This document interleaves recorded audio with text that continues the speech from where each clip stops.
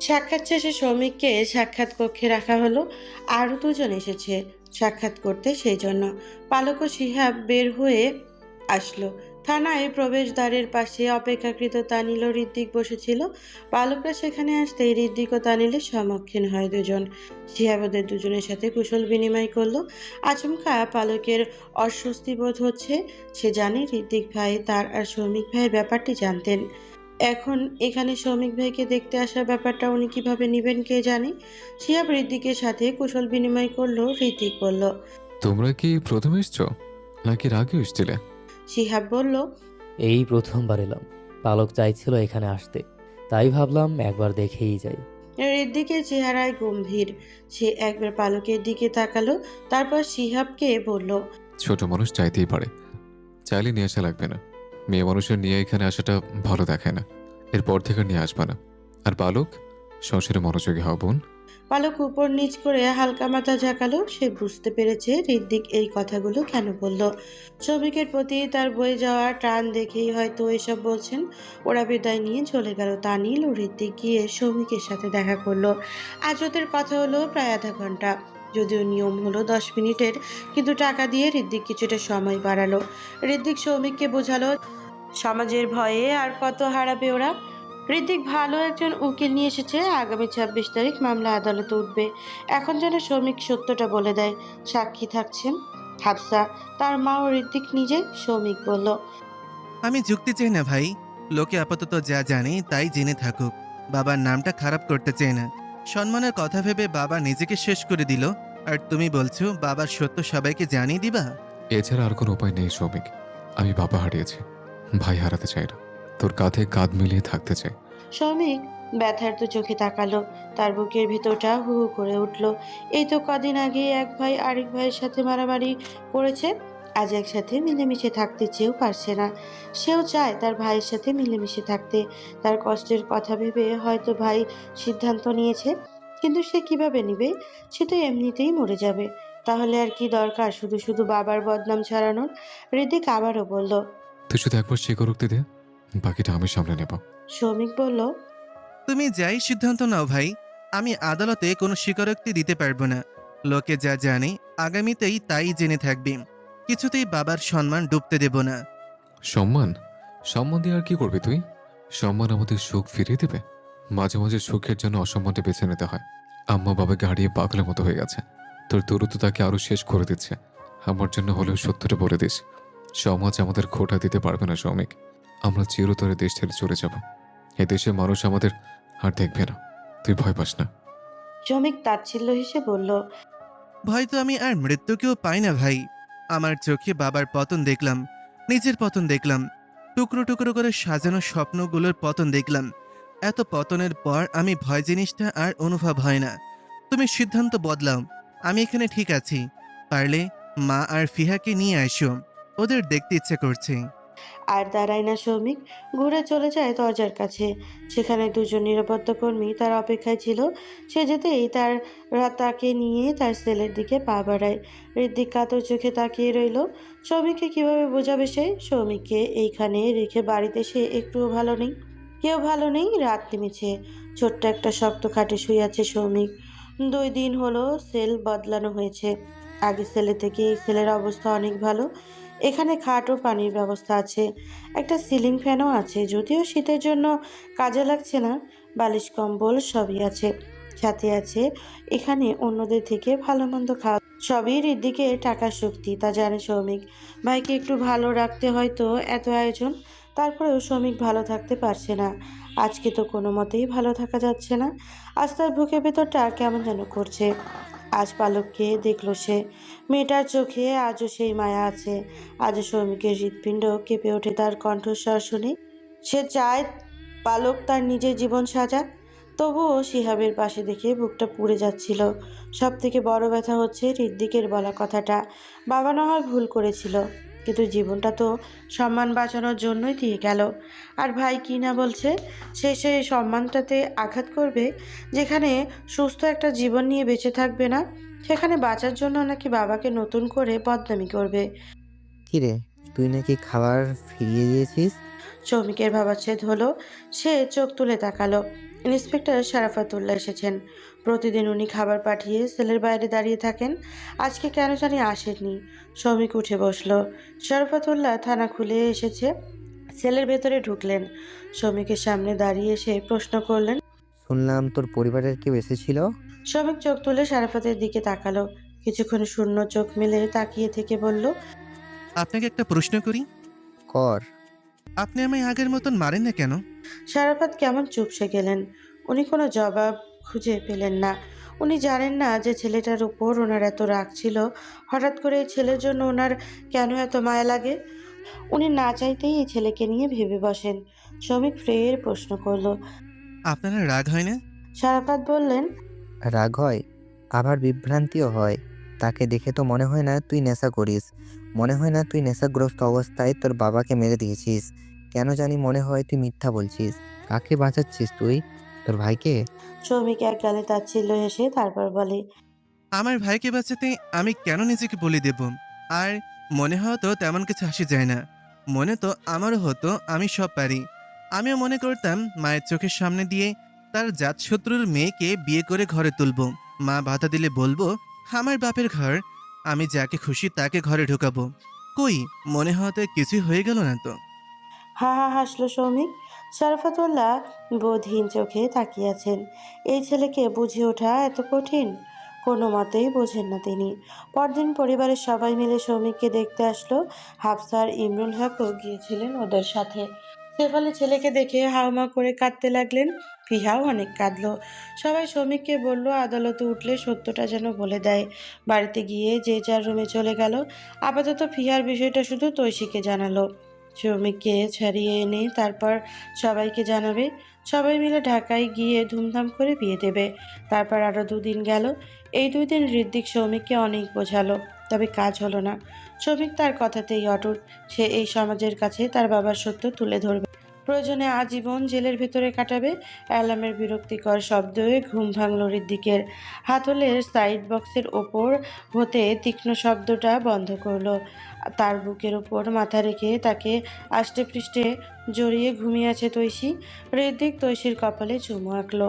মেয়েটা দিন দিন কেমন যেন হয়ে যাচ্ছে। সারাক্ষণ মনমরা হয়ে বসে থাকে। প্রতি রাতে ঋদ্ধিককে জড়িয়ে কান্না করে। এই অশান্তির জীবন তো সে চায়নি।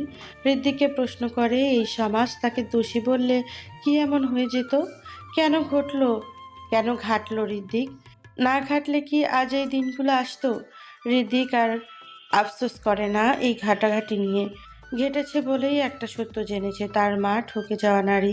তার বাবা দোষী হলেও খুনি না। এতদূর যখন আসতে পেরেছে তখন আসল খুনিও সামনে আসবে। আপাতত শ্রমিককে ঘরে ফেরানোর লড়াই। ঘড়ির কাঁটায় সময় তখন 8টা। আর ক্যালেন্ডারের পাতায় 21শে ডিসেম্বর। 26 তারিখে মামলা আদালতে উঠবে। ঋদ্ধিকের ফোনে একটা কল আসলো। ঋদ্ধিক আস্তে করে তৈশীকে বুকের ওপর থেকে নামিয়ে খাট থেকে নেমে এসে ফোন রিসিভ করলো। ফোনের ওপর থেকে গম্ভীর একটা কণ্ঠস্বর ভেসে এলো। হ্যালো মিস্টার রিদ্দিক, জি, কে বলছেন? আপনার জন্য একটা খারাপ খবর আছে। আপনি কে? আমি থানা থেকে বলছি। আসামি সৌমিককে নিয়ে হাসপাতালে যাওয়া হয়েছে। তার অবস্থা গুরুতর। ঋদ্ধিকের বুক দুরু দুরু করতে লাগলো। সে অস্থির গলায় জিজ্ঞেস করলো, কি হচ্ছে শ্রমিকের? আপনি সদর হাসপাতালে আসুন। 307 নম্বর কেবিনে তাকে অ্যাডমিট করা হয়েছে, 3rd ফ্লোর। ফোন কেটে গেল। ড্রেসিং টেবিলের ওপর ফোন রেখে ওয়াশরুমে গিয়ে মুখে পানি ছিটে দিয়ে দ্রুত বেরিয়ে পড়ল। তৈশী তখনও গভীর ঘুমে। চাদরের এক কোণা মুখে জড়িয়ে শান্তভাবে শুয়ে আছে। হৃদ্দিকের আগে পিছিয়ে হুঁশ নেই। সে তৈশীকে বলেও গেল না। ফোনটাও পড়ে রইল ড্রেসিং টেবিলের ওপর।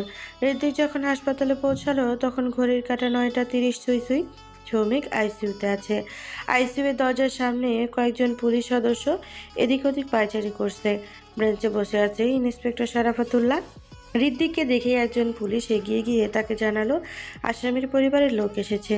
শারাফাতুল্লাহ উঠে দাঁড়ালেন। এদিকে ঋদ্ধিক এক পুলিশ সদস্যের কাছে অস্থির হয়ে জানতে চাইছে। কি হয়েছে আমার ভাইয়ের? পুলিশ সদস্য জানালো, গতরাতে হঠাৎ আসামির বুকে প্রচণ্ড ব্যথা ওঠে। অবস্থার অবনতি হলে রাতেই তাকে হাসপাতালে আনা হয়। ঋদ্ধিকের চোখ লাল হয়ে উঠল। সে চেঁচিয়ে উঠল, রাতের ঘটনা আর আমার কাছে সকালে জানিয়েছেন? আস্তে কথা বলেন, এটা হাসপাতাল। শরাফতুল্লাহ কড়া স্বরে বললেন। ঋত্বিক থামল। সে পূর্বের ন্যায় বলে, হ্যাঁ, এটা আপনার থানা নয়, এটা হাসপাতাল। তাই এখানে আমাকে জ্ঞান দিতে আসবেন না। আপনার থানায় আমি কম টাকা ঢালিয়ে নিয়েছে আমার ভাইকে শুধু আসামের চোখে দেখা হবে, তার কোনো কেয়ার করা হবে না। আপনার কাছে সে আসামি হলেও আমার কাছে সে আমার সন্তানের মতো। আমার ভাই যদি সৌমিকের কিছু হয় তাহলে কিন্তু। আর কিছু বলল না ঋত্বিক। রাগে গিজ করতে করতে আইসিইউর কাছে দরজার সামনে দাঁড়ায়। শরাফত ঋত্বিকের রাগান্বিত চেহারা দেখে খানিকটা ঘাবড়ে গেল। ওনার টাকার কাছে বিক্রি হয়েছেন, এটা লোকজনের কানে গেলে বিষয়টা আরো খারাপ দাঁড়াবে। পরিস্থিতি দমাতে তিনি নরম স্বরে বললেন, মাথা ঠান্ডা করো, এখন আগের চেয়ে অনেকটাই ভালো আছে। আসো বসো। আমি ঠিক আছে, আপনি বসুন। কর্কশ গলায় কথাটা বলে ঋত্বিক কাছের দরজার দিকে ফের চোখ রাখলো। ভেতরে আবছা আলোয় আইসিইউর বেডে শুয়ে থাকা ভাইকে দেখেই বুকের ভিতরটা হা হা করে উঠল। অচেতন শরীর, নল তার ঝরানো। ঋদ্ধিকের কাছের দরজাটায় হাত রেখে মাথা নিচু করে দাঁড়ালো। শ্রমিক কেন নিজেকে শেষ করে দিচ্ছে? এতটা ত্যাগ তো ঋদ্ধিক নিজেও করেনি। নিজের জীবনটা শেষ করে দিচ্ছে বাবার সম্মান রক্ষার্থে। তো সে স্থির হয়ে এদিক ওদিক পায়চারি করছে। বারবার ছাদে গিয়ে যত দূর চোখ যায় দেখে আসছে, না, ঋদ্ধিককে দেখা যাচ্ছে না। সকালে ঘুম ভাঙার পর দেখলো ঋদ্ধিক ঘরে নেই। পুরো বাড়িতে কোথাও নেই ঋদ্ধিক, ফোনটাও বাড়িতে। তো সে ভাবলো হয়তো চাচার কবর জিয়ারত করতে গিয়েছে, ওখানে বসে আছে। প্রায়ই এমন করে, কিন্তু না। সকাল গড়িয়ে দুপুর নামলো, তখনও আসেনি ঋত্বিক। ভেবেছিল তানিলের সাথে হয়তো কোথাও আছে, কিন্তু তানিলকে ফোন দিলেও সে জানায় ঋত্বিক তার সাথে নেই, সে নিজের কাজে আছে। ফিহা একটু পর পর এসে জিজ্ঞেস করে যাচ্ছে ভাইয়ের কোনো খোঁজ পেল কিনা। তো সে ছাদ থেকে নেমে এসে ড্রয়িং রুমে বসলো। সোফার উপরে পা তুলে হাঁটু ভাঁজ করে বসেছে। খালেদা কাটিকুটি করছেন। তৈশির আজ ইচ্ছে করছে না কিছু করতে। আজকে রান্নাটা খালেদা খালাই করুক। শেফালি এসে তার পাশে বসলেন। অনুভব হতেই পাশ ফিরে তাকিয়ে পা নামিয়ে নিল। এনামুলের মৃত্যুর পর থেকে তৈশির সাথে স্বাভাবিক আচরণ করেন শেফালি। তৈশিও আগের থেকে অনেকটা ভালো আচরণ করে, তবে যেন কি একটা জড়তা রয়ে গেছে। তৈশি ওনার সাথে কথা বলে এটা ওটা জিজ্ঞেস করে, খাবার নিয়ে দেয়। সব যেন শুধুই দায়িত্বের দায়বদ্ধতা থেকে করে যাচ্ছে। ওর মন টানে না কথা বলতে, ওনার জন্য কিছু করতে। তারপরও খারাপ লাগে, মায়া হয়। স্বামীকে হারিয়েছেন, সন্তান হাজতে নিজেকে সামলাচ্ছেন কিভাবে, এটা ভাবলেই শেফালির ভাবনা তাকে বিষণ্ণ করে তোলে। তৈশি উঠতে যাওয়ার জন্য উদ্যত হয়, এমন সময় তার হাত ধরে নেন শেফালি। তৈশি কয়েক মুহূর্তের জন্য স্তব্ধ হয়ে গেল, অবাকে চোখ নামিয়ে নিল হাতের ওপর। তৈশি দুই হাতে আঁকড়ে ধরে আছেন, সরি, শেফালি দুই হাত আঁকড়ে ধরে আছেন তার হাতটা। অদৃশ্য কোনো শিকলে তৈশির সকল শক্তি যেন বাধা পড়ল। হাত সরাতে চেয়েও সরাতে পারল না সে। শেফালি ছলছল চোখে তাকিয়ে বললেন, আমাকে ক্ষমা করে দিস রে মা। এই প্রথমবার শেফালি তৈশিকে এই তুই করে বললেন, তাও মা সম্বোধন করে। তৈশি অবাক লাগলেও কেমন একটা অনুভূতি হলো। শেফালির গাল গড়িয়ে গেল এক ফোঁটা জল। তিনি কান্নাজড়িত গলায় বললেন, তোর অভিশাপ লেগেছে এই ঘরে। আমার জীবনে তোর হাড়ের হাই লেগে গেছে। আমাকে তুই মাফ করে দে, নইলে নইলে তৈশির হাত নিজের গলায় নিয়ে নইলে আমাকে মেরে দে। তোর হাতে মেরে আমার উপর বদলা নে। আমার জীবন আর মানছে না। তোর অজানায় আমি তোকে নিয়ে এমন কথা বলেছি যা তোকে বলতেও পারবো না। শেফালি ফুপিয়ে ফুপিয়ে কান্না করতে লাগলেন। তৈশি খারাপ লাগছে খুব। আজ অজানায় কি বলছেন সেটা জানতে ইচ্ছে হলো না। কেন জানি কান্না পেল তার। চেহারায় বিষণ্ণ হয়ে এলো। আঁচলে মুখ চেপে কান্না করা শেফালির কাঁধে হাত রাখতে গিয়েও হাত ফিরিয়ে নিল। চোখের কোণে জল জমেছে তার। যতই শক্ত ভাবুক নিজেকে, কারো কান্না দেখলে কান্না পাওয়ার মতো একটা নরম হৃদয় আছে তার। কলিং বেল বেজে উঠতেই উঠে দাঁড়ায় তৈশি। হাতের মাঝ আঙ্গুলে চোখের কোণে জমে ওঠা জলটা মুছে নিয়ে দরজা খুলল।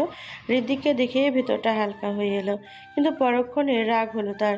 ঋদ্ধিক ভেতরে ঢুকলে তৈশি দরজা বন্ধ করতে করতে কিছুটা ঝাড়ি মারা কণ্ঠে বলল, কোথায় চলে গিয়েছিলেন আপনি? ফোনটাও বাড়িতে ফেলে গেছেন। জানেন কতটা টেনশনে ছিলাম। সরি। ছোট্ট করে সরি বলে হাঁটা ধরে ঋত্বিক। তো সেখানে অবাক হলো বটে। ড্রয়িং রুমে এসে শেফালিকে সোফায় বসে থাকতে দেখে দাঁড়িয়ে যায় ঋত্বিক। মায়ের সম্মুখে দাঁড়াতেই উনি একটা দীর্ঘশ্বাস ছাড়েন। ঋত্বিক তার নায়ের শুকিয়ে যাওয়া মুখটার দিকে তাকিয়ে মাথায় হাত রেখে ডাকে। আম্মা। শেফালি চোখ তুলে ছেলের দিকে তাকান। ঋতিক ভারী কণ্ঠে বলে। সৌমিকের জন্য দোয়া করো আম্মা। শেফালি আঁতকে ওঠেন, শঙ্কিত মনে অস্থির হয়ে প্রশ্ন করেন। কি হয়েছে আমার ছেলের? কি হয়েছে? সব ঠিক আছে তো? ঋতিকের বুক চিরে আসা একটা দীর্ঘশ্বাস ছেড়ে বলল। সামনে জ্বর, দোয়া করো। ঋদ্দিক চলে যায় উপরে। শেফালির বুকের ভেতর কেমন কু ডাকতে লাগলো। ঋদ্দিক কি মিথ্যে বলছে? সামান্য জ্বর হলে ঋদ্দিক এত উদ্বিগ্ন কেন? কি হয়েছে সৌমিকের? রুমে এসেই খাটে বসে পড়ে ঋদ্দিক। তৈশী এসে ঋদ্দিকের সামনে দাঁড়ালো। ঋদ্দিকের চেহারা বিষণ্ণতায় ছেয়ে আছে। তৈশী বলল। সৌমিক ভাইয়ের কি হয়েছে? সৌমিক হসপিটালে তৈছে। ঋদ্দিক সবকিছু খুলে বলল। সকালে আইসিইউতে থেকে দিবে, সকালে যাব। তৈছে, আমি একটা জড়িয়ে ধরবা তৈছে। আমার নিঃশ্বাস আটকে আসছে, মনে হচ্ছে বুকের ভেতর পাথরগুলো ভেঙে যাচ্ছে। আমি একটু প্রশান্তি দাও প্লিজ। কথা শেষের দিকে গলা নিভে যায় ঋদ্দিকের। তৈশীর ভেতরটা কেমন করে উঠল। গ্লাস রেখে ঝাপটে ধরল ঋদ্দিককে। রাত গভীর হয়েছে। ঋদ্দিকের বাড়ির সবার চোখে তখন কাঁচা ঘুম। এমন সময় কলিং বেল বেজে উঠল। ক্রমাগত কলিং বেল বাজতে থাকে। ঋদ্দিক রুম থেকে বেরিয়ে আসতে দেখে ইতিমধ্যে তার মা ও ফিহা নিজেদের রুম থেকে বেরিয়ে ওড়না গলায় ঝোলাতে ঝোলাতে তৈশীও বেরিয়ে আসলো। এত রাতে কে এসেছে, তাও এমন করে কলিং বেল দিচ্ছে যে থামার নাম নেই। শেফালি গিয়ে দরজা খুলে দেন। দরজা খুলতেই 4 জন পুলিশ এসে হুমড়ি খেয়ে ঘরের ভিতরে প্রবেশ করে। অপ্রত্যাশিত ঘটনায় সবাই যেন ঘাবড়ে গেল। পুলিশ 4 জন চারদিকে ছুটে গেল কিছু খুঁজতে খুঁজতে। ঋত্বিক রাগান্বিত হয়ে জিজ্ঞেস করে। আরে করছেনটা কি আপনারা? এত বেডরুম পর্যন্ত ঢুকে যাচ্ছেন? পুলিশ সদস্য কেউ কথা শুনল না। ঋত্বিক ও ফিহা যথেষ্ট রাগ দেখালো, তবুও কাজ হলো না। বাসার নিচে থেকে বাঁশির সুর এলো। ঋত্বিক বারান্দা থেকে উঁকি দিয়ে নিচে তাকিয়ে দেখলো পুলিশ দিয়ে তাদের বাড়ি ঘেরাও করা হয়েছে। পুলিশ সদস্যরা কিছু খুঁজে না পেয়ে বেরিয়ে যেতে লাগলো। ঋত্বিক তেজি পায়ে ওনাদের পিছু যায়। একজন পুলিশ সদস্যের পথ আটকে বলে। আপনারা কিসের উপর ভিত্তি করে আমার ঘরে তল্লাশি চালালেন? কিসের নোটিশ পেয়েছেন আপনারা? চারদিকে এত পুলিশ ঘেরাও করে রেখেছেন, ডাকাত ধরতে এসছেন? ডাকাত নয়, আসামি ধরতে এসেছি। তোমার ভাই সৌমিক হাসপাতাল থেকে পালিয়েছে। দরজার বাইরে থেকে সারাফাতুল্লাহর কথা বলে ওনার বাকি সদস্যদের ইশারা করেন চলে যেতে। পুলিশ কর্মীরা চলে যায়। ঋত্বিক নিজে নিজে আওড়ায়। সৌমিক পালিয়েছে। ঋত্বিকের কানে কথাটা যেন বিশ্বাস হতে চাইল না। সৌমিক পালিয়েছে। শব্দ দুটো বাতাসে ভেসে থাকলো কয়েক সেকেন্ড। বুকের ভিতর কোথাও যেন বিকট শব্দ তুলে কিছু একটা ভেঙে পড়লো। মাথার ভেতরে ঝাঁঝা করতে লাগলো। আইসিইউ এর বেডে পড়ে থাকা সেই নিথর শরীরটা চোখের সামনে ভেসে উঠল। নলতার জড়ানো, অক্সিজেন মাস্ক পরে যে মানুষটা দুনিয়া ঘুষে নেই, সেই মানুষটা পালায় কিভাবে? তৈশীর দিকে তাকিয়ে আছে, তার মুখ ফ্যাকাশে। ফিহা ভয়ে কাঁপছে। শেফালি দরজার পাল্লা ধরে দাঁড়িয়ে আছেন, দু চোখ বিস্ফোরিত। পালিয়েছে মানে কি? আমার ছেলে অসুস্থ ছিল, হাসপাতালে কেন ছিল সে? শেফালির কণ্ঠ কেঁপে উঠল। দেশের প্রায় সব অনলাইন পোর্টাল, সংবাদপত্র, টিভি স্ক্রলে একটাই শিরোনাম।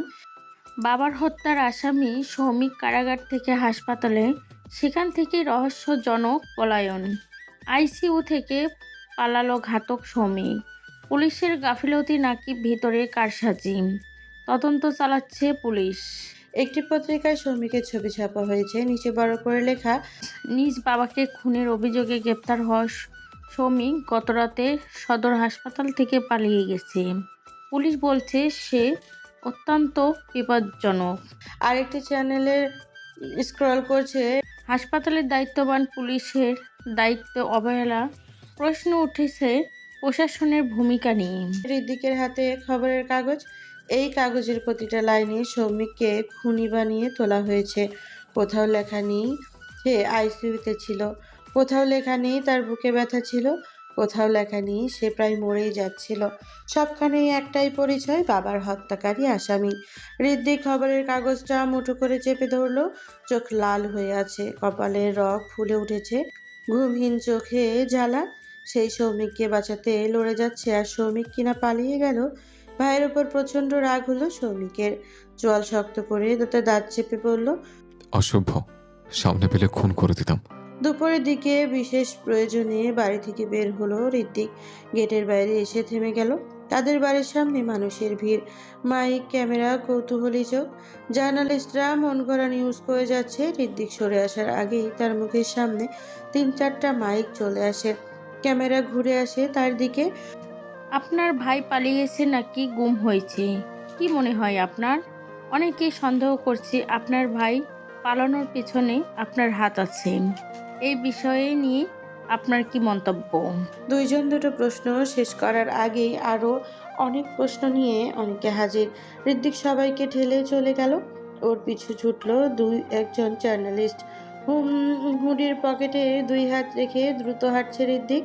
মেইন রোডে উঠতেই একটা অটোরিকশায় উঠে গেল। আপাতত জার্নালিস্টদের অনর্থক প্রশ্ন থেকে বাঁচতে এই একটাই পথ। জানালা দিয়ে নিচের দৃশ্যটা দেখে থুতনি কেঁপে উঠল শেফালির। ওনার মন বলছে শ্রমিক পালায়নি, শ্রমিকের সাথে খারাপ কিছু হয়েছে। ওনার মাথার ভেতরে শুধু একটা কথাই ঘুরছে, শ্রমিককে তিনি খুনি ভেবে অভিশাপ দিয়েছিলেন। সেই অভিশাপ লেগে যায়নি তো? পরদিন মিডিয়াতে হসপিটালের একটা ফুটেজ ভাইরাল হলো। হুইল চেয়ারে করে একজন পেশেন্টকে হসপিটাল থেকে বের করা হচ্ছে। পেশেন্টের মুখে মাস্ক, মাথা একদম নিচু করে আছে। ডিসচার্জ নেওয়া অন্য পেশেন্টদের থেকে এটা একটু সন্দেহজনক ছিল। অবয়ব দেখে মনে হচ্ছে এটা সৌমিকই। হসপিটালের বাইরে ফুটেজ দেখানো হয়, একটা প্রাইভেট কারে তাকে তোলা হচ্ছে। নিজের পায়ে হেঁটে গাড়িতে উঠছে সে। চোখে পড়ার মতো বিষয়টি হলো গাড়ির ভেতর থেকে একটা হাত নার্সগুলোকে থামস আপ দেখিয়ে কিছু টাকা এগিয়ে দেয়। ঋত্বিক ভিডিও দেখলো, কোনো প্রতিক্রিয়া দিল না। শ্রমিকের ওপর প্রচণ্ড রাগ হচ্ছে তার। নতুন করে একটা ঝামেলা বাঁধানোর কোনো প্রয়োজন ছিল না। 2 দিন পর ঋত্বিকের নামে একটা পার্সেল এলো। পার্সেলের কোনো নাম ঠিকানা ছিল না। ঋত্বিক পার্সেলটা খুলে একটা পত্র পায়। ভাই, আমাকে ক্ষমা করে দিও। আমার পক্ষে সম্ভব হয়ে উঠছিল না বাবার নামে ওই কথাগুলো লোক সম্মুখে তুলে ধরার। অনেক চেষ্টা করেছি, কিন্তু পারিনি। তুমি হয়তো তোমার ভাইয়ের জন্য বাবার সত্যিটা সামনে আনতেও দ্বিধা করছো না, কিন্তু আমার বাবার নামটা সমাজে খারাপ করার দুঃসাহস আমার নেই। মায়ের ভেজা চোখ আর ফিহার আহ্লাদি আবদারের কাছে হয়তো আমার দুঃসাহস হয়ে যেত, কিন্তু ওই দুঃসাহস তো আমি চাই না ভাই। এই পরিস্থিতি থেকে পালানো ছাড়া আর কোনো উপায় ছিল না।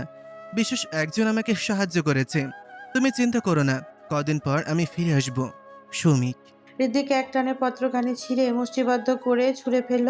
রাগে গা জ্বলছে যার। ঠোঁট কাঁপিয়ে উচ্চারণ করলো। স্টুপিড। ঋদ্ধিকের আর জানতে ইচ্ছে হলো না কে সৌমিককে সাহায্য করছে পালানোর জন্য। দিন গেল, সপ্তাহ গেল। যেতে যেতে ঋদ্ধিকের কানাডা যাওয়ার সময় চলে এলো। তবুও মিলল না সৌমিকের কোনো খবর। এত কিছুর পরেও যেন ঋদ্ধিকের ঝামেলা ফুরাচ্ছিল না। ঝামেলার মধ্যে আরেক ঝামেলা হয় ঋদ্ধিকের। ফিহা ও তানিলের বিয়ের আলাপটা তুলতেই রেগে যান তানিলের বাবা। একটা খুনির বোনকে কিছুতেই নিজের বউ বানাবেন না। তানিলের মা তো বলেই দেন। এই মেয়ের জন্য এত লক্ষ্মী একটা মেয়েকে ডিভোর্স দিয়েছিস, এখন ওই ঘরের মেয়েকে আমাদের বউ বানাবো? সমাজের লোকে কি বলবে ওদের নিয়ে? শুনিস না তুই? এই 10 এলাকার সব থেকে নিন্দনীয় পরিবার হচ্ছে ওটা।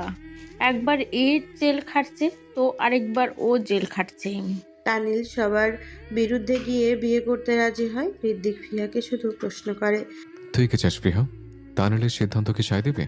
ফিয়া জল ভরা চোখে ভাইয়ের দিকে তাকিয়ে বলে, একটা বছর পরে কি এসব ভাবা যায় না ভাইয়া? খুব প্রয়োজন কি এই পরিস্থিতিতে বিয়েটা দেওয়ার? ঋদ্ধিক শূন্য চোখে বোনের দিকে তাকালো শুধু।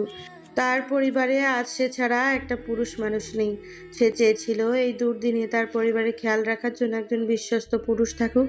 গ্রামে থাকলে না হয় চাচা আছে, শহরে গেলে ওখানে তো কেউ নেই। তানিল আর ফিহার বিয়ে হলে ঋদ্ধিকের এই দিকটা হালকা হতো, অথচ এখানেও বাধা। ঋদ্ধিক যেন পুরো দমে অসহায় হয়ে গেছে। তার পুরো জীবন আজ শুধু দীর্ঘশ্বাসের ওপর দাঁড়িয়ে আছে। আজ ঋদ্ধিকের ফ্লাইট। গতকাল সবাই ঢাকা চলে এসেছে, সবাইকে এখানে রেখে যাচ্ছে সে। ঋদ্ধিক তৈরি হচ্ছে। তৈশী কাতর চোখে তাকিয়ে আছে ঋদ্ধিকের দিকে। এই মানুষটাকে দেখে বরাবরই অবাক হয় সে। এই যে এত এত বিষণ্ণতা, টেনশন, চারিদিকে শূন্যতা, সব কিছুর পরেও লোকটা কত স্বাভাবিকভাবে চলাফেরা করছে। ঋত্বিক তৈশির সামনে এসে দাঁড়ালো। ঋত্বিকের চোখে চোখ পড়তেই তৈশির ভেতরটা ডুকরে উঠল। রোজ রোজ ঋত্বিকের গভীর স্পর্শ তার অভ্যাস হয়ে গেছে। ঋত্বিকের আহ্লাদ শাসন, এত বিষণ্ণতার মাঝেও তৈশিকে কাছে পাওয়ার আবদার। এখন থেকে বুঝি এসবে ছুটি হবে, কত লম্বা ছুটি। ফুপিয়ে কেঁদে ওঠে তৈশি। ঋত্বিক তৈশিকে বুকে জড়িয়ে কেমন নিঃশব্দে দাঁড়িয়ে রইল। কিছুক্ষণ গেলে তৈশি অনুভব করলো তার কাঁধে তরল কিছু একটা পড়লে। তৈশির কান্নারত চোখ কুঁচকে আসে। ঋত্বিক কি কাঁদছে? তৈশি ঋত্বিকের ছাড়িয়ে দেখতে চাইলে ঋত্বিক আরো জোরে তো সে বুঝলো তার মানুষটাও তার আড়াল হওয়ার ব্যথায় কাঁদছে। সে হাজারটা যন্ত্রণায়ও ভেঙে পড়ে না। সে আজ দূরে যাচ্ছে বলে কাঁদছে। এটা সুখের, সত্যি সুখের কান্না। মাঝেও ঠোঁটের কোণে ম্লান হাসি ফুটে তৈশির। কানাডার অ্যান্টারিও প্রদেশের শহর মিসিসাগা ডাউনটাউন টরেন্টোর কোল ঘেঁষে দাঁড়িয়ে থাকা এই শহরটা রাত নামলেই অন্যরকম হয়ে ওঠে। কাছে মোড়, উঁচু উঁচু বিল্ডিং, রাস্তার পাশে সারি সারি ম্যাপলস গাছ, আর দূরে দূরে ছড়িয়ে থাকা নীলচে আলো, সব মিলিয়ে যেন নিঃসঙ্গ মানুষের জন্য বানানো এক শহর। ঋত্বিক লিফটে উঠে 22 তলা পর্যন্ত গেল। লিফটের ভেতরে দাঁড়িয়ে সে নিজের প্রতিবিম্বটার দিকে তাকালো। চোখের নিচে গাঢ় কালি, মুখটা আরও শক্ত, আরও নির্লিপ্ত হয়ে গেছে। অফিস থেকে ফিরেই স্যুটের জ্যাকেটটা খুলে হাতে নিল।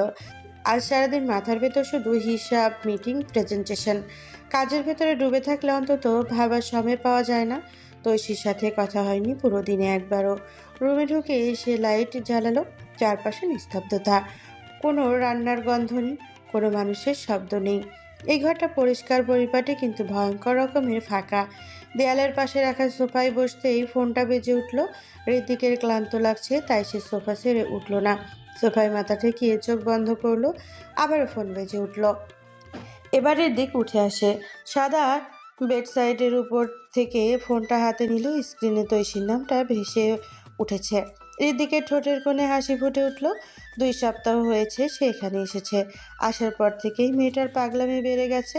ফোন দিয়েই কান্নাকাটি করে, তাকে দেশে চলে যেতে বলে। তার নাকি কিচ্ছু লাগবে না, দুবেলা দুমুঠো খেতে পারলেই সে খুশি, যদি ঋত্বিক পাশে থাকে। কাছের দেয়ালটার দিকে পা বাড়াতে বাড়াতে ফোন ধরল ঋত্বিক। হ্যালো। ওপাশ থেকে কিছুক্ষণ কোনো শব্দ নেই। তারপর খুব ধীরে কাপা গলায় তৈশি বলল, কেমন আছেন? ভালো ছিলাম না, তোমার কণ্ঠ শুনে সব ক্লান্তি উধাও হয়ে গেছে। তৈশির কোনো জবাব দিল না, শুধু নিঃশব্দে হাসলো। কাপা গলায় আবারও বলল, একটা কথা ছিল। ঋত্বিকের কপালে ভাঁজ পড়ে সে বলে, তোর কণ্ঠ এমন শোনাচ্ছে কেন? ঠিক আছো? তৈশি নিশ্চুপ। ঋত্বিক ফির বলে, কি হয়েছে? শরীর ভালো তো? তৈশি আমতা আমতা করে যেন শব্দগুলো মুখে আনতে পারছে না। সে থেমে থেমে বলে, আমি প্রেগনেন্ট। ঋত্বিক থ মেরে দাঁড়িয়ে রইল। কিছু বলতে পারল না সে। বুকের ভিতর যেন হঠাৎ করে আলো জ্বলে উঠল, চোখে ঝাপসা হয়ে এলো। সে ফোন কেটে দিয়ে দ্রুত ভিডিও কল দেয়। তো সেই কান্না ভেজা একটা হাসি মুখ ভেসে ওঠে স্ক্রিন জুড়ে। ঋত্বিক ঠোঁট কাঁপিয়ে বলে, সত্যি? তুমি তুমি সত্যি বলছো? উপাস থেকে কান্না ভেজা হাসি স্বীকারোক্তি। হুম। ঋত্বিকের চোখে চিকচিক করে উঠল। যে মানুষটা এতদিন ধরে সব কষ্ট দাঁতে দাঁত চেপে সহ্য করেছে, সে আজ অল্পতেই গলে যেতে লাগলো। ফোন কানে ধরে রেখেই কেঁদে ফেলল ঋত্বিক, নিঃশব্দে শিশুর মতো। জানালার বাইরে আলো ঝলমলে শহর, আর কাচবন্দি রুমের ভেতরে একা দাঁড়িয়ে থাকা মানুষটার চোখ দিয়ে আনন্দের জল গড়িয়ে পড়ছে। ঋত্বিক চোখ বন্ধ করে লম্বা একটা শ্বাস ভেতরে টেনে আবার ছাড়লো।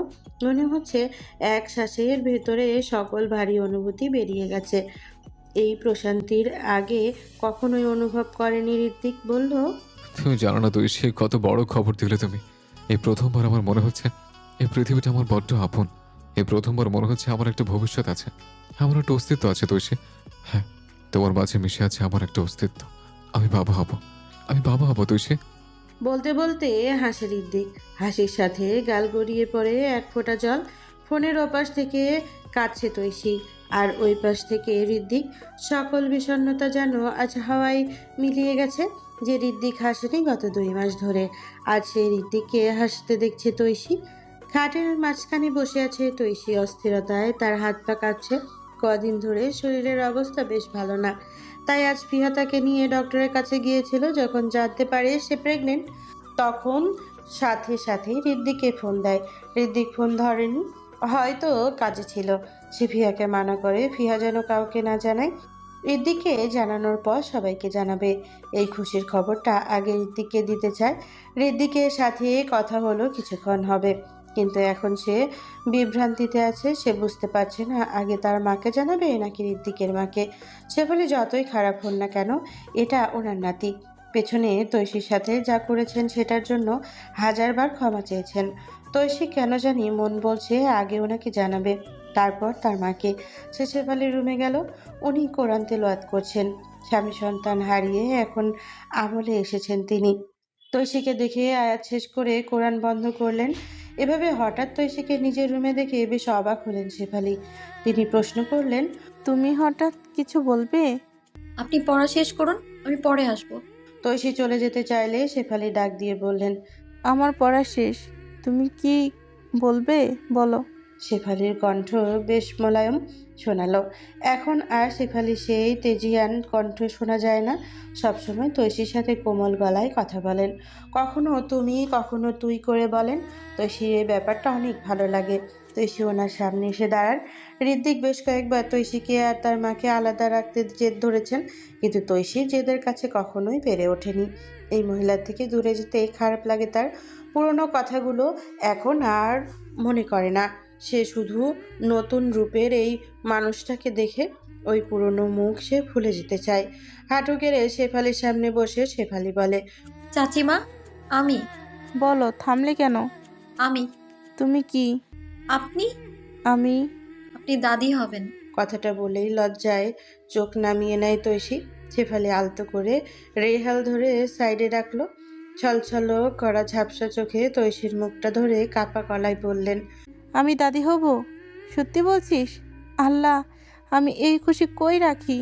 ফিয়া, ফিয়া রে, এদিকে আয়, দেখে যা, আমার ঘরে চাঁদ আসবে। তৈশীর কপালে চুমু আঁকেন শেফালি। তৈশীর অন্যরকম অনুভূতি হলো। এই মানুষটা যতটা কঠিন ছিলেন এখন যেন ততটাই কোমল। ফিয়া মায়ের রুমে আসে। মায়ের চেহারায় খুশিরা ঝিলমিল করছে। খুশিতে আত্মহারা হয়ে সেজদায় লুটিয়ে পড়েছেন। আল্লাহর শুকরিয়া আদায় করছেন তিনি। ফিয়া ম্লান হাসলো। তৈশীকে নিয়ে কি যেন একটা চাপা আর্তনাদ তার মায়ের। প্রায়ই ফিহাকে বলেন, তৈশী কি আমাকে ক্ষমা করবে রে ফিহা?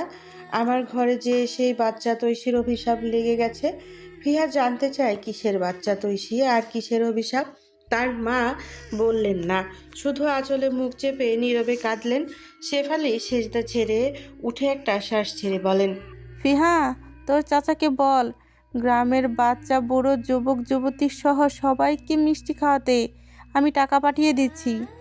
তৈশী ক্ষীণ গলায় বলল, ওনাদের এখনো জানানো হয়নি। আমাকে ফোন ধরিয়ে দে, আমি হাফসার সাথে কথা বলবো। আপনি মায়ের সাথে কথা বলবেন? হ্যাঁ, আমার নাতি নাতির উপর ভাগ বসাবে না। আগে থেকে ভাবনা জমালে আমার নাতিপুতিগুলোকে ভাগাভাগি না করে পুরোপুরি দখলে নিয়ে নেবে। তৈশী হেসে উঠল। ফিহা তৈশীর মাথায় হাত দিয়ে বলল, এভাবে হাঁটু গেড়ে বসে আছো কেন? ওঠো। জি। শেফালি বললেন, আমাকে ফোন ধরিয়ে দে। জি, ফোন নিয়ে আসছি। তৈশী উঠে হাঁটা ধরে। শেফালি বললেন, আরে আস্তে আস্তে হাঁট, তোর যাওয়ার দরকার নেই, তুই এখানে বস। যা ফিহা, তুই ওর ফোনটা নিয়ে আয়। আমি পারবো চাচিমা। এত পারা লাগবে না, এখানে বস। ফিহা, যা ফোনটা নিয়ে আয়। ফিহা হেসে যাওয়া ধরে। যেতে যেতে শুনে তার মা বলছে, ঋদ্ধিকে জানিয়েছিস? খুশি হয়েছে? ফিহা একটা দীর্ঘশ্বাস ছাড়লো। ফোনটা দিয়ে এসে নিজের রুমে চলে আসলো। দরজা বন্ধ করে খাটে উপর হয়ে শুয়ে পড়ল সে। বেশ কিছুক্ষণ একদম ঝিম মেরে শুয়ে থেকে হঠাৎই শরীর ঝাঁকিয়ে টুকরে কেঁদে উঠল। এই খুশিটা তার বাবা দেখলো না। এতগুলো খুশি আজ ধরা দিল, অথচ বাবা নেই। চাচার পরিবারের সাথে আজ কত মিল। মা আর চাচির সম্পর্ক ভালো হয়ে গেছে। পিহা বিড়বিড় করে কেঁদে কেঁদে বলে, ও বাবা, তুমি কই? দেখে যাও, আজ সব ঠিক হয়ে গেছে। তুমি দাদু হবে বাবা। ফুপিয়ে ফুপিয়ে কেঁদে বলে, ভাইয়া, ভাইয়া ফিরে এসেছে, দেখো আমাদের ঘরে আজ কত খুশি। তুমি চাচ্ছু হবা ভাইয়া, ও ভাইয়া। আবারও শরীর ঝাঁকিয়ে ডুকরে কেঁদে উঠল ফিহা। কারো চলে যাওয়ায় কোনোদিন কিছু থেমে যায় না, শুধু জীবনের ভিড়ে একটি নির্দিষ্ট জায়গা নীরবে শূন্য হয়ে পড়ে। শ্রমিক নেই, ইমনামুল হক নেই, তারপরেও আজ ঋদ্দিকের অনাগত বাচ্চা আসার খুশিতে চারিদিকে কত আনন্দ। সেফালে কিছুক্ষণ আঁচল চেপে কান্না করে আবারও হাসেন। উনি দাদি হবেন, এই একটা সুখ ওনাকে এক আকাশ সমান খুশি দেয়। খবর পেয়ে 2 দিন পরেই হাফসা ও ইমরুল এসেছিল। যদিও হাফসা আসতে নারাজ ছিলেন, কিন্তু শেফালি বারবার অনুরোধের কাছে তিনি নিজের সিদ্ধান্তে অটল রাখতে পারেননি। তৈশী যত্নে কোনো ত্রুটি না থাকে সেজন্য তার সেবায় আলাদা করে একজন নিযুক্ত করা হয়েছে। ঋদ্ধিকে নিজেকে এখন অনেকটাই হালকা লাগে, মন চায় দেশে ফিরে যেতে, গভীর আলিঙ্গনে তৈশীকে আঁকড়ে ধরতে। তৈশীর সাথে ফোন আলাপ শেষ হতেই ঋদ্ধিক দেখলো অজ্ঞাত কেউ তাকে হোয়াটসঅ্যাপে 2টো কল করেছিল। ঋদ্ধিক কল ব্যাক করলো না, কিছুক্ষণ পর মেসেজ এলো। ভাইয়া, আমি রূপসা, তোমার সাথে কথা ছিল। ঋদ্ধিক পায়ে পা তুলে সোফায় বসেছিল। মেসেজটা দেখে পা ছেড়ে সোজা হয়ে বসে সে লিখল। তুই কেমন আছিস? কি বলবি? ভেঙে ভেঙে মেসেজগুলো দেয় ঋদ্ধিক। রূপসা কল দিল। ভালো মন্দ আলাপ শেষে ঋদ্ধিক প্রশ্ন করে। কি কথা বলবি? বিশেষ কিছু? রূপসা কয়েক মুহূর্ত চুপ থেকে বলে, শ্রমিক ভাইয়ের খোঁজ পেতে কিছু করেছো? একটা মানুষ সেভাবে হঠাৎ লাপাত্তা হয়ে গেল, কারোর সাথে যোগাযোগ নেই। আজ এত খুশির মাঝেও তার কথা কেউ মনে করছে না। রূপসা সিক্ত কণ্ঠে কি যেন একটা ব্যথা ফুটে উঠল। ঋদ্ধিক একটা দীর্ঘশ্বাস ছাড়ল।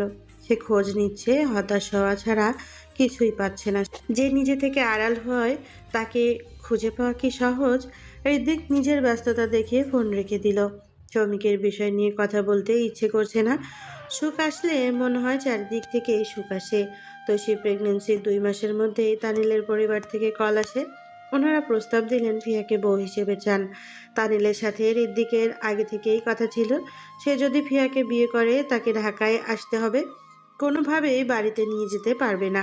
ঋদ্ধিক চায় না ওখানে তার বোন রোজ রোজ মানুষের প্রশ্নের শিকার হোক, লোকেরা তাকে খারাপ চোখে দেখুক, খোঁচা দিয়ে কথা বলুক। তানিল তার কথাটা রাখলো। বিয়ে ঠিকই হতেই বাবা মা সহ ঢাকা চলে আসলো। ঋদ্ধিকের বাসার পাশে একটা বাসায় উঠলো তারা। পারিবারিকভাবেই ওদের বিয়েটা হয়। সবাই চাইছিল ঋদ্ধিক আসলে পরে বিয়ে হবে। ঋদ্ধিক সেটা মানতে চায়নি। বলা তো যায় না কখন কোন বিপদ আসে আর সব এলোমেলো করে দেয়। কিন্তু ঝুট ঝামেলা থেকে দূর হতে চাইলেই কি আর দূরে যেতে পারেই? ভাগ্য খারাপ থাকলে বিপদের থেকে দৌড়াতে গেলেই বিপদ আমাদের সম্মুখে এসে দাঁড়ায়।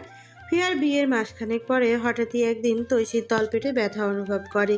তৈশী ভাবলো হয়তো এমনিতেই হবে, কিন্তু ঘন্টাখানেক পর ব্যথার তীব্রতা বেড়ে যায়, সাথে রক্তপাত। তৈশী তৎক্ষণাৎ ফিয়াকে ফোন দেয়।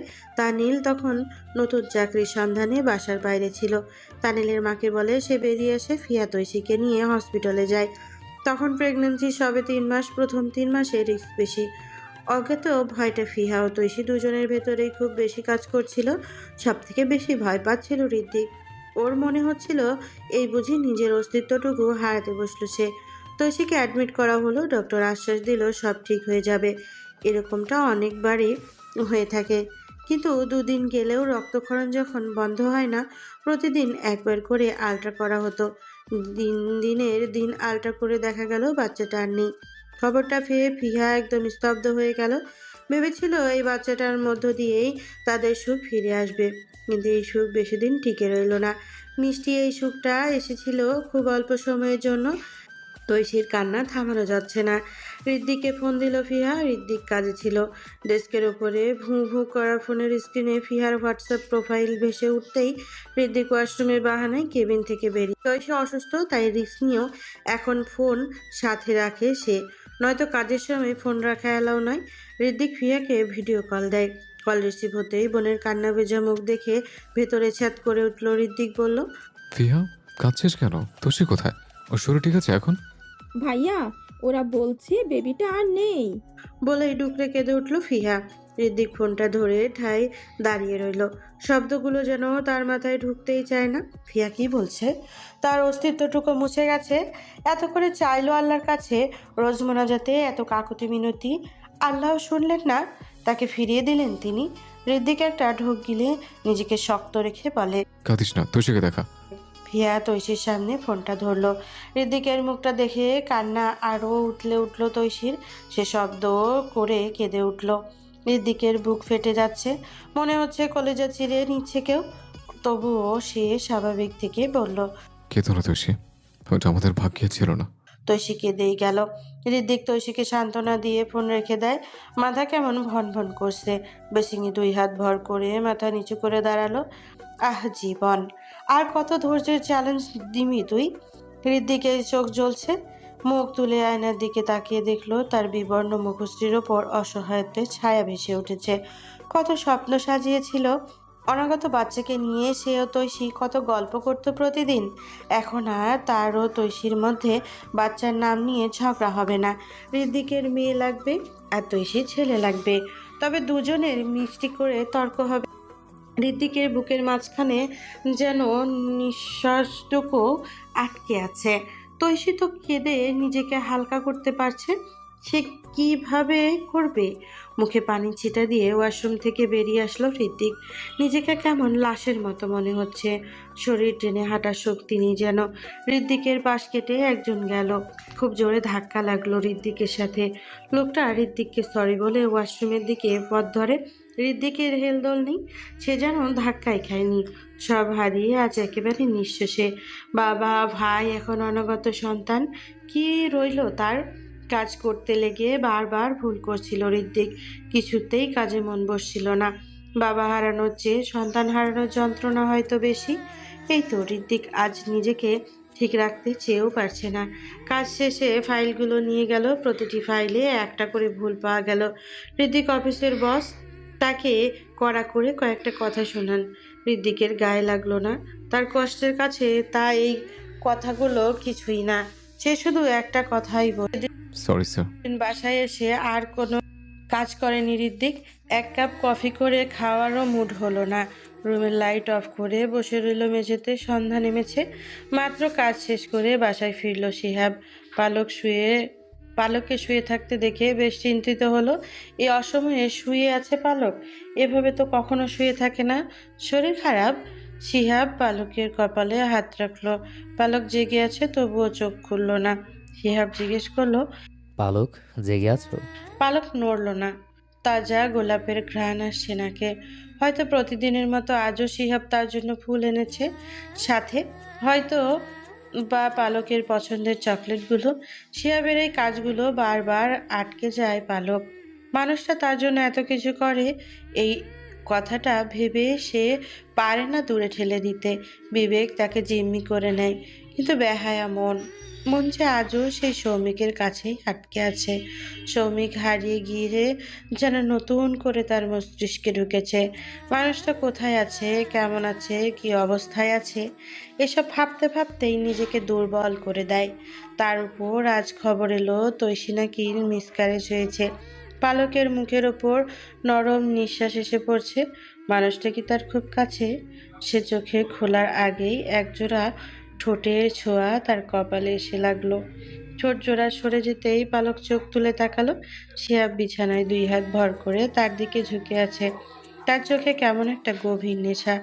পালকের হৃৎপিণ্ড কাঁপতে লাগলো। শিহাব বলে। শরীর খারাপ? পালক ক্ষীণ করে না বলে। তার অস্বস্তি হচ্ছে। শিহাব সোজা হয়ে দাঁড়াতেই চট করে উঠে বসলো সে। শিহাব একটা ফুল ও চকলেট বক্স এগিয়ে দিল। পালক শিহাবের মুখের দিকে তাকায়। শ্যামবর্ণ মানুষটির চেহারা এত অদ্ভুত মায়া আছে, চোখের চাহনিতে মাদকতা। পালক চাইলেও পারে না মানুষটির দেওয়া কিছু ফিরিয়ে দিতে। মনে হয় লোকটা যদি কষ্ট পায়, যদি মন খারাপ করে, হাত বাড়িয়ে ফুল ও চকলেট হাতে নেয় পালক। শিহাব মৃদু হেসে বলল। থ্যাঙ্কস। কি অদ্ভুত তাই না? যেখানে পালক তাকে থ্যাঙ্কস বলবে, সেখানে রোজ রোজ উপহার গ্রহণ করার পর শিহাব নিজেই থ্যাঙ্কস বলে যাচ্ছে। যেন তার যত্ন করে আনা জিনিসগুলো পালক গ্রহণ করে তাকে ধন্য করে দেয়। অথচ তার জন্য নিয়ে এসে সেই পালক একদিনও তাকে থ্যাঙ্কস বলেনি। পালকের যেন বিবেক জাগলো। সে আজ শিহাবকে অবাক করে বলে উঠল।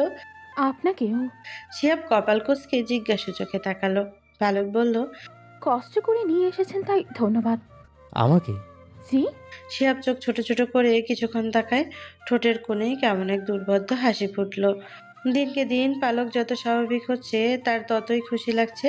কি রকম একটা অদ্ভুত শান্তি তাকে আঁকড়ে ধরছে।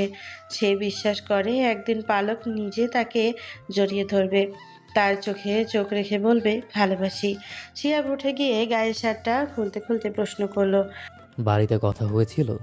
জি। পালক কিছুক্ষণ চুপ থেকে বলল, আপুর শরীর খুব খারাপ। আজ বাবা মা যাচ্ছেন ওখানে, আমিও যাচ্ছিলাম আপুকে দেখতে। তো সে অসুস্থ? ও তো শুনলাম প্রেগনেন্ট।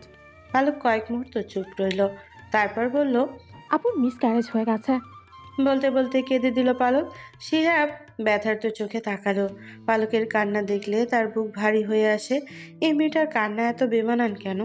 চলে গেল 6 মাসে, তৈশীকে হাজারটা আঘাতে ভেঙে দিতে পারেনি। সে তৈশী যেন একটা আঘাতে এখন শেষ হয়ে যাচ্ছে। দিনের পর দিন যাচ্ছে, তবুও সে স্বাভাবিক হতে পারছে না।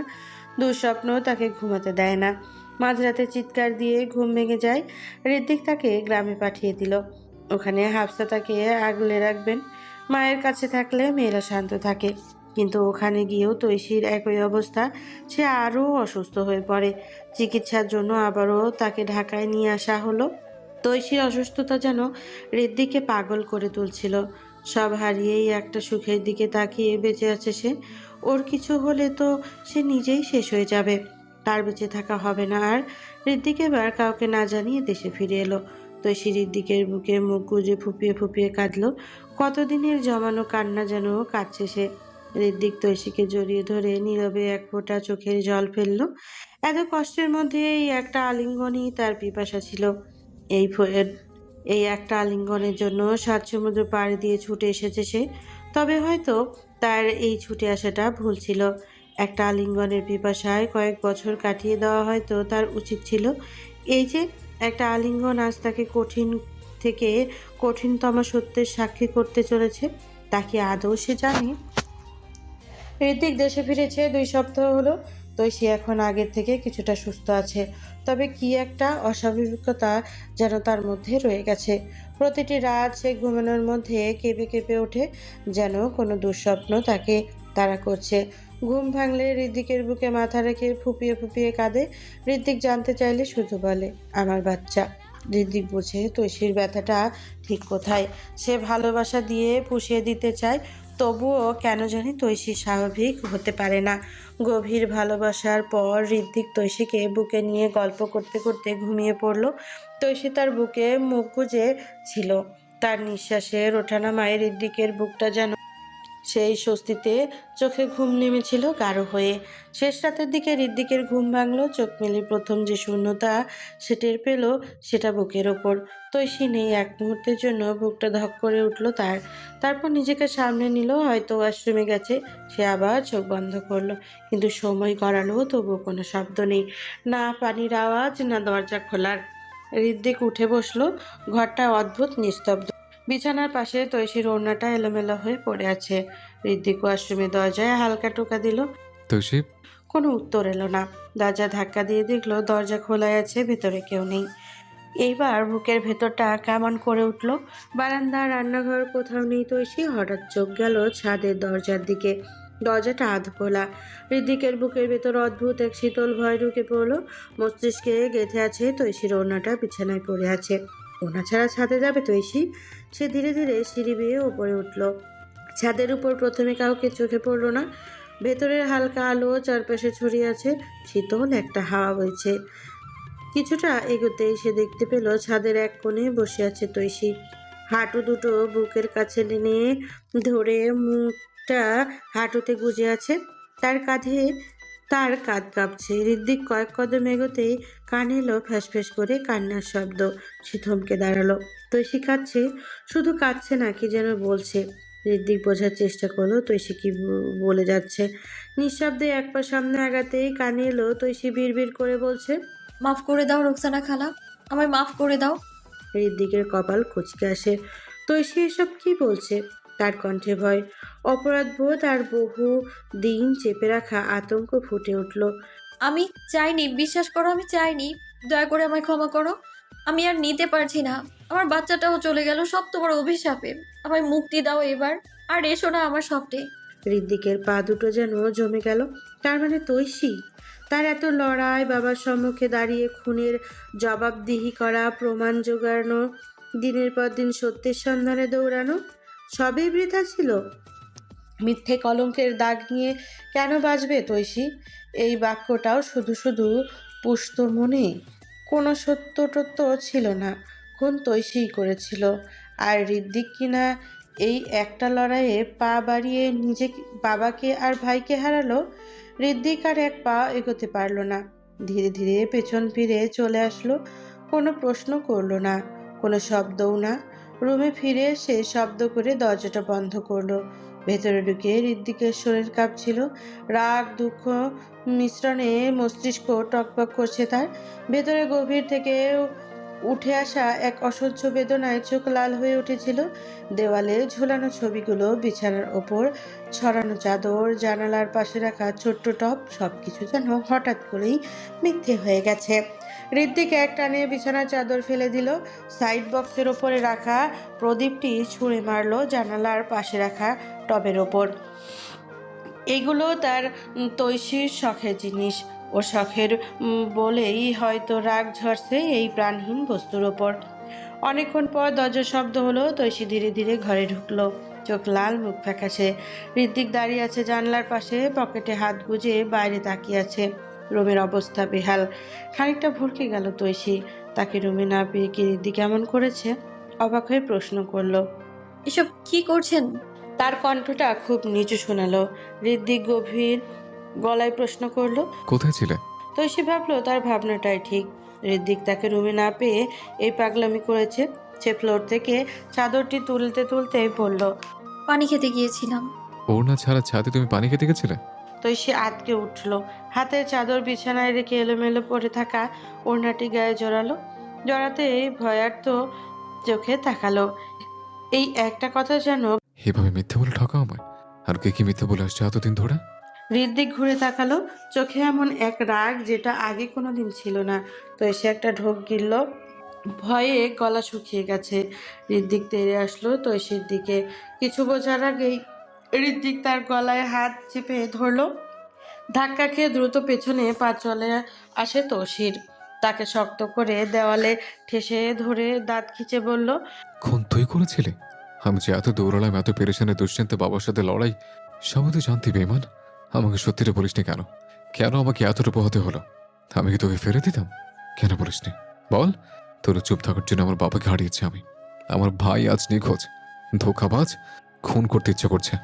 ঋদ্দিকের কণ্ঠ কাঁপছে, কিন্তু হাতটা কাঁপছে না। চোখ দুটো যেন জ্বলন্ত আগুন। তৈশীর শ্বাস আটকে আসছে, চোখ দুটো উল্টে যাবে যেন। ঋদ্দিকের হাত হালকা হয়ে এলো। তৈশী ধাক্কা দিয়ে ঋদ্দিককে সরিয়ে কাশতে লাগে। ঋদ্দিক আবারও তেড়ে এসে তৈশীর চুলের মুঠি ধরে বলে। কেন লুকিয়েছিলে? এত বড় সত্য কেন বলিসনি? তৈশী কাঁপা গলায় বলার চেষ্টা করলো। আমি ভয় পেয়েছিলাম, বুঝিনি কি করব। ঋদ্দিক হাত ছাড়লো না। ভয়? ভয়টা আমার জন্য ছিল না। আমার জীবনটা একবারও মনে পড়েনি তোকে নির্দোষ প্রমাণ করতে, যে আমি দিনের পর দিন শেষ হয়ে যাচ্ছিলাম, তা চোখে পড়েনি? আমি একবারও বলিনি আমি করিনি। আপনিও আমাকে জিজ্ঞেস করেননি কিছু, শুধু নিজে থেকে সব করেছেন। সত্যিটা জানা থেমে যেতাম না আমি? আমাকে এত কিছু হারাতে হতো? কাউকে জানতে দিতাম কিছু? বলতে বলতে চুলের মুঠি আরো শক্ত করে ধরে ঋদ্দিক। তৈশী ব্যথায় কুঁকিয়ে ওঠে আহ বলে। ঋদ্দিকের হাত আলগা হলো। সে পিছিয়ে গেল এক কদম। ভারী ভারী শ্বাস নিতে নিতে অগ্নিঝরা চোখে চেয়ে বলল। আজ থেকে আমি তোর মুখ দেখতে চাই না। ঋদ্দিক ধাক্কা দিয়ে তৈশীকে সামনে থেকে সরিয়ে গিয়ে লাগেজ বের করলো। আলমারি খুলে কাপড় চোপড় বের করে এলোমেলোভাবেই ভরতে লাগলো। তৈশীর হাত ধরতে চাইলে ঋদ্দিক হাত ছাড়িয়ে নিল। তৈশী মিনতি করে। আমায় ক্ষমা করে দিন, আমি সত্যি বুঝে উঠতে পারিনি কি করব। আপনি প্লিজ শান্ত হন, আমায় মারুন, শাস্তি দিন, শুধু আমার থেকে মুখ ফিরিয়ে নেবেন না প্লিজ। আমি মরে যাব। ঋদ্দিক আর তাকালো না। তার লাগেজ গুছানো শেষ। পাসপোর্ট আর প্রয়োজনীয় কাগজপত্র বের করলো। সে যেদিকে যাচ্ছে তৈশী কাতর হয়ে তার পিছু পিছু যাচ্ছে আর মিনতি করছে। তৈশী ঋদ্দিকের পা ধরে বলে। যাবেন না প্লিজ, আমি মরে যাব। আমাকে ছবি না বেমান, ঘৃণা হচ্ছে এই মুখ দেখে। পা ছাড়িয়ে দরজার দিকে এগোলো ঋদ্বিক। একবারও পেছনে তাকালো না, দরজা বন্ধ করলো খুব শব্দ তুলে। সেই শব্দে যেন একটা জীবন শেষ হয়ে গেল। তৈশি উঠে দ্রুত ছুটে ঋদ্বিকের পিছু, কিন্তু সে আসতে আসতেই ঋদ্বিক গেট পেরিয়ে গাড়িতে উঠে পড়েছে। নিজেদের গাড়ি নেয়নি ঋদ্বিক, যেন ফিরে না আসার জন্যই পথ ধরেছে। সত্যি সত্যি সেদিনের পর ঋদ্বিক আর ফিরে আসেনি। সবাই জানতে চেয়েছিল ঋদ্বিক কই গেল, তৈশি জবাব দিতে পারল না, শুধু চোখের জল ফেললো। সবাই কিছুটা আন্দাজ করলো তৈশি ও ঋদ্বিকের মনোমালিন্য হয়েছে হয়তো। ভাবলো 2-1 দিন পর ফিরে আসবে, কিন্তু মাস গেলেও ফিরে এলো না। ফোন বন্ধ, কোনো খোঁজ নেই। সে বিদেশে গেল নাকি এই দেশেই কোথাও মুখ লুকিয়ে রইল, কেউ জানে না। তৈশি বুঝলো কিছু সত্য দেরিতে জানলে ভালোবাসাও আর মানুষকে ধরে রাখতে পারে না। ঋদ্বিক তাকে খুনি হিসেবেই ভালোবেসেছিল, তবে সে কেন লোক এত কিছু? যেদিন পুলিশ ধরে নিয়ে যাচ্ছিল সেদিন সে চিৎকার করে বলেছিল, আমি খুন করিনি, আমাকে বিশ্বাস করো, আমি খুন করিনি। ভয় পেয়ে পুলিশের থেকে বাঁচতেই এই কথা বলেছিল তৈশি। আর ঋদ্বিক হয়তো এটাকে গভীরভাবে বিশ্বাস করে নিয়েছিল। তৈশি যখন দেখতো ঋদ্বিক তাকে অন্ধের মতো বিশ্বাস করে, সে দৃঢ় গলায় বলে, পুরো পৃথিবী তোমাকে অবিশ্বাস করলো, আমি তোমাকে বিশ্বাস করে দিয়েছি। আমি জানি তুমি এমন করবে না। তখন তৈশি আরো ভেঙে যেত। ঋদ্বিকের এই গভীর আশ্বাসের কাছে নিজের সত্য তুলে ধরায় সাহস ফুরিয়ে যেত। সে পারত না সত্যিটা বলতে, হাজারবার বলতে যেও বলতে পারেনি। তারপর যখন দেখলো এই একটা সত্যের সন্ধানে নেমে ঋদ্বিক তার বাবাকে হারিয়েছে, ভাই হারিয়ে গেছে, তখন সে চিরদিনের জন্য বিষয়টা গোপন রাখতে চাইল। এত কিছুর পর যদি সত্যটা সামনে আসে কি পরিণত হবে তা বুঝেছিল তৈশি। এরই মাঝে জানা গেল তৈশি আবারও কনসেপ্ট করেছে। তবে এইবার আর কেউ আগের মতো আনন্দ করলো না। যে তৈশি ঋদ্বিক দেশে আসার পর প্রথম আবদার করেছিল আমার বাচ্চা লাগবে বলে, ওই তৈশিও হাসলো না রিপোর্ট হাতে পেয়ে। খবরটা পাওয়ার পর তানিল অনেক চেষ্টা করলো ঋদ্বিকের খোঁজ পেতে, দিন শেষে শুধুই ব্যর্থ হলো। ঋদ্বিককে কোনোই খোঁজ মিলল না। রিপোর্ট হাতে আয়নার সামনে দাঁড়ালো তৈশি। আজ হসপিটালে গিয়ে রিপোর্টে এসেছে তার পেটে টুইন বেবি বেড়ে উঠেছে। এইটুকু পেটের ভেতরে 2টো বাচ্চা। পেটে হাত রেখে মৃদু হাসলো তৈশি। 6 মাস শুরু হলো, অন্যদের মতো এতটাও পেট বাড়েনি। 2টো বাচ্চার তুলনায় তো এখন অন্যরকম হওয়ার কথা ছিল। ঋদ্বিকের কথা মনে পড়তেই চোখে জল জমে উঠল। এই মুহূর্তে তো ঋদ্বিককেই চায় সে। এত খুশির একটা খবর যা জানানো যাচ্ছে না ঋদ্বিককে। আজ 7 মাস হয়ে গেল ঋদ্বিকের খোঁজ নেই, কই চলে গেল মানুষটা। এত রাগ তার, ভাইয়ের মতো সেও মুখ লুকিয়ে নিল। চোখ মুছে হাতের রিপোর্টগুলো ড্রেসিং টেবিলের উপরে রাখলো তৈশি। সে জানে না এই অপেক্ষা শেষ কবে। একটা দীর্ঘশ্বাস ছেড়ে ঘর থেকে বের হলো তৈশি। পুকুর পাড়ে বসলো মনের ভার কমাতে। মা হয়তো কিছুক্ষণ বকবে, এই অবস্থায় এদিকে ওদিকে যেতে নেই বলে জ্ঞান দিবে এদিকে। তৈশির সাথে আর কি খারাপ হবে? ঋদ্বিক ওকে ছেড়ে চলে গেছে, এর থেকে বড় খারাপ আর কি? ওর জন্য 2 মাস হলো গ্রামে চলে এসেছে তৈশি। এইখানে তার দম আটকে আসে। পুকুরের শান্ত জলের দিকে তাকিয়ে থুতনি কেঁপে উঠল তৈশির। একটা চেপে যাওয়া কথা আজ তাকে কোথায় থেকে কোথায় নিয়ে এসেছে। পালাতে গিয়ে ধরা পড়ার পর দিন সে রোকসানার ঘরে গিয়েছিল রোকসানাকে একটাই কথা বলতে, উনি যেন তার বাবাকে বলেন তৈশি সত্যি বলছে, তাকে যেন বিয়ে না দেন। কিন্তু ঘরে ঢুকেই সে শুনে রোকসানা ফোনে কাউকে বলছে, আমি আর চুপ থাকতে পারুম না, সবাইরে কইয়া দিমু, যা হয় হইব। তুমি আরেকবার বাধা দিতে আইলে সবাইরে এটাও কইয়া দিমু, তৈশি তোমার পোলার লগে ভাগতে চাইছিল। দিনের পর দিন আমারে ভোগ কইরা এখন ঘরে তুলতে ইজ্জতে লাগে, এখন বলো চুপ থাকমু? তৈশি থমকে যায়। এনামুল হকের কণ্ঠ কিঞ্চিত শোনা গেল। কি বললেন সেটা বুঝে ওঠার আগেই মসজিদের মাইকে আজানের সুর উঠল। তৈশিদের বাড়ির পাশে মসজিদ হয়, আজানের শব্দে কথা বুঝলো না রোকসানা। ফোন রেখে পেছনে ঘুরতে দেখলো তৈশি দাঁড়িয়ে আছে। কয়েক মুহূর্তের জন্য দম আটকে যায় রোকসানার। তৈশির চোখে অবিশ্বাস্য চাহনি বলে দিচ্ছে সে সব শুনেছে। তৈশি চলে যাওয়ার জন্য পা বাড়াতেই রোকসানা ঝাপটে ধরলেন তৈশি ছটফট করে নিজেকে ছাড়াতে। রোকসানা ছাড়েন না, তিনি বলেন, কাউরে কিছু কবি না তৈশি? ছাড়ুন, আপনার লজ্জা করে না? আপনি আর চাচা প্রেম করেন। চাচার না ছেলে মেয়ে সবাই বড়। আমি এক্ষুনি সবাইকে বলে দিব, ছাড়ুন আমায়। তৈশী আর রোকসানার তখনকার পরিস্থিতি এমন ছিল যে রোকসানা ভেবে বসেন তৈশী ওই কথা টা এলাকায় ছড়িয়ে দিবে। রোকসানা ভড়কে গিয়েছিল। তৈশী ওনার হাত থেকে ফোন কেড়ে নিল। ডায়ালে দেখলো তো লোকজন তৈশীর কথা বিশ্বাস করবে। মুহূর্তেই পরিস্থিতি হাতের বাইরে চলে গেল। ধস্তাধস্তির কথা কাটাকাটি, তারপরে একসময় রোকসানা বালিশটা তুলে নেন। তৈশীকে খাটের উপর ফেলে বালিশ দিয়ে মুখ চেপে ধরেন। প্রাণপণে নিজেকে বাঁচিয়ে দৌড়ে আসতে চায় তৈশী। মেঝেতে পড়ে যাওয়া নিজের ওড়নায় পা আটকে মেঝেতে পড়ে যায় হুমড়ি খেয়ে। রোকসানা আবারও চেপে ধরতে আসে। দুজনের মধ্যেই ধস্তাধস্তি হয়। এক পর্যায়ে গিয়ে তৈশী ওনাকেই চেপে ধরে। রোকসানার শক্তির সাথে পেরে উঠতে না পেরে মুখের উপর চেপে রাখা বালিশের উপর সমস্ত শরীরের ভর ছেড়ে দেয়। এত শক্তি দিল যে ওর গায়ের নিচে রাখা হাতের চুড়ি ভেঙে যায়। ছটফট করতে করতে এক পর্যায়ে রোকসানার পা দুটো নিস্তেজ হয়ে গেল। তৈশী যখন বুঝলো রোকসানা আর নড়ছে না, তখনই তার পৃথিবী থমকে গেল। ভয়ে আতঙ্কে মস্তিষ্ক শূন্য হয়ে যায়। কাঁপা কাঁপা হাতে রোকসানার মুখের উপর থেকে বালিশ সরায় তৈশী। জিহ্বা বের হয়ে আছে, চোখ দুটো উল্টে তাকানো। কি এক ভৌতিক দৃশ্য! উনি মরে গেছেন, সে খুন করে ফেলেছে। তৈশীর শরীর থরথর করে কাঁপতে লাগলো। ভয়ে নিঃশ্বাস নিতে পারছে না।